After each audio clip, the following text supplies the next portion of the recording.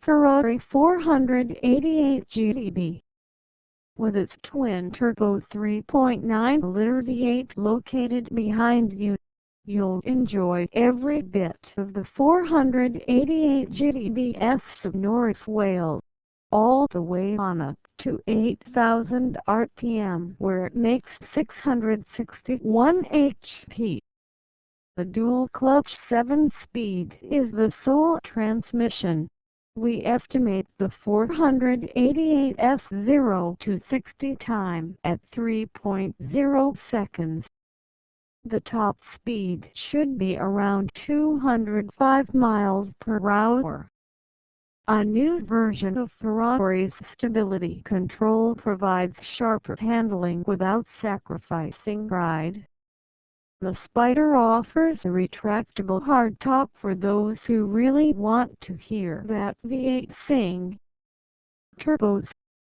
Two of them two big snails of swoosh have invaded the holy sanctum of a Ferrari engine compartment, and life will never be the same.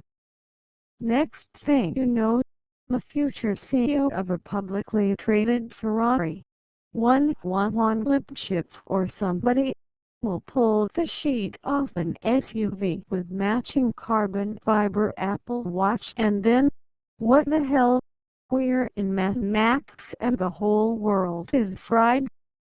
Alright, let's cut the crap. Ferrari's best-selling model line, the mid-engine V8, needed more power. It's not Ferrari pushing this so much as the customers, those Ferragamo shock masters of the universe who see progress only in numbers that go up.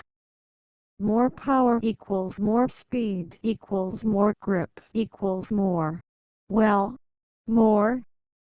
With Lamborghini and especially McLaren breathing down its neck, Ferrari felt it had to make a power and performance statement, but without turning the model into a big-bore gas hog. So it went shopping for turbos. 488 GTB, that's it. The result is the 488 GTB. Not a wholly new car at $242,737, but an evolution of the primarily aluminum 458 volume that preceded it.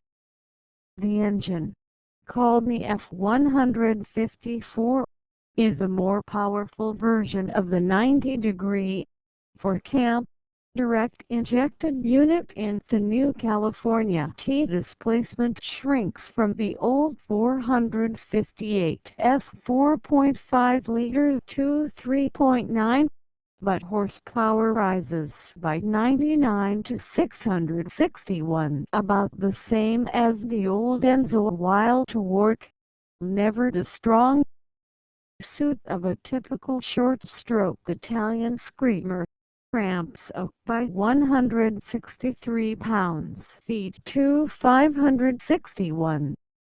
Compared to the 4.5, the 3.9's crankshaft sits lower by 3 mm and the engine's center of gravity drops by 5 mm despite the height-mounted turbos.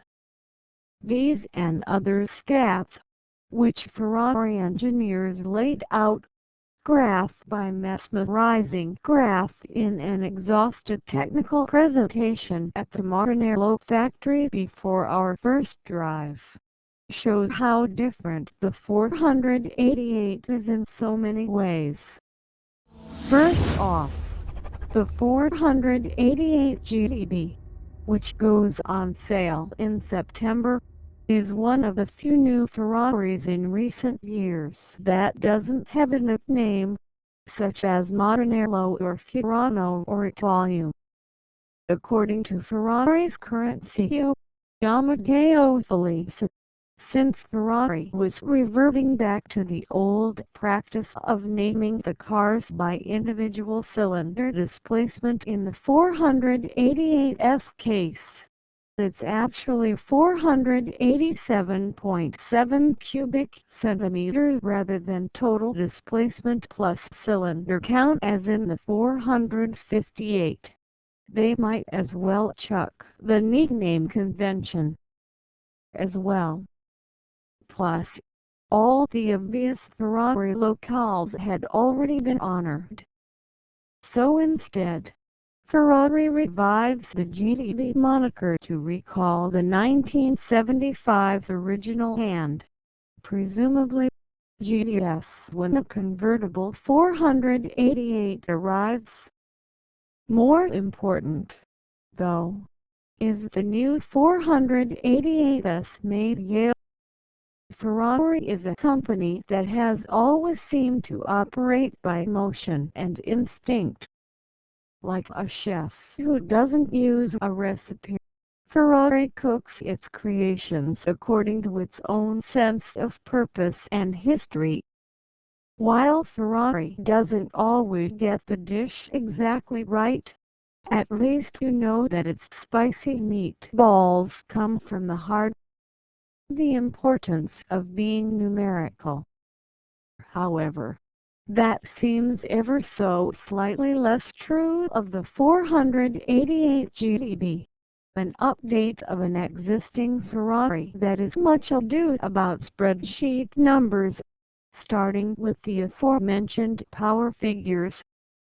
There's also the increased downforce, the millisecond improvements in throttle response and transmission shift times, the claimed 20 to 30 pounds shaved from the curb weight, and the greater lateral and longitudinal acceleration figures. All this detailed upgrading was expressed to journalists in concise statistics and percentages with accompanying graphs intended to prove that the 488 makes Ferrari once again the top stallion in the class. After the briefing, we moved to the test track at Fiorano to be introduced to the new car itself. A pack of all red examples of which were parked in front of Enzo Ferrari's infield house as part of the de rigueur culture soak you get on press trips to Maranello.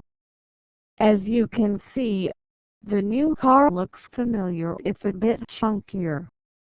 The center section of the 488's aluminum space frame basically carries over from the 458, with only the front and rear sections changed to accommodate the new power plant and its greater need for airflow.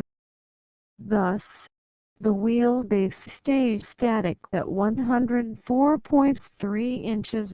While length and width increase only slightly, the latter due to a wider track. The aero down here, still, and despite efforts by the designers to squeeze in the body side forms to create arrow-shaped sensuality around the two-tier intercooler ducts, some of the elegant svelteness of the 458 was sacrificed as Ferrari bulked up the rear to accommodate all the new plumbing. Hey, you wanted more power?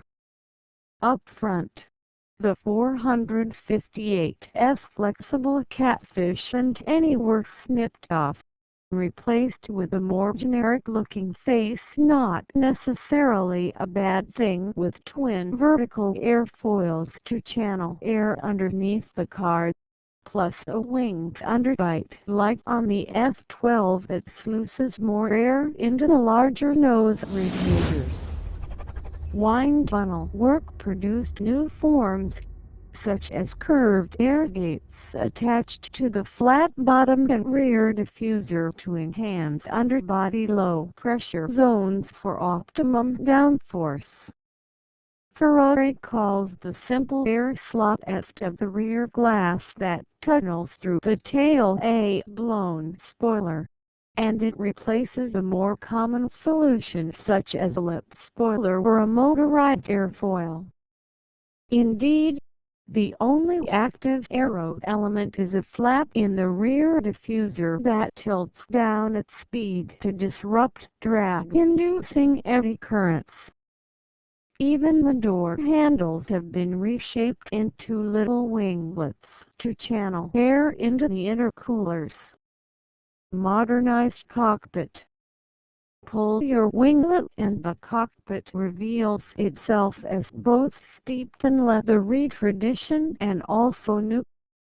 As in the original 308 GTB, the broad dash floats above it all, with no vertical center stag to anchor it to the open, flat floor. Meanwhile, the squashed trapezoids that are the air vents look like space program surplus, and modern, high-def display screens flank the larger center touch.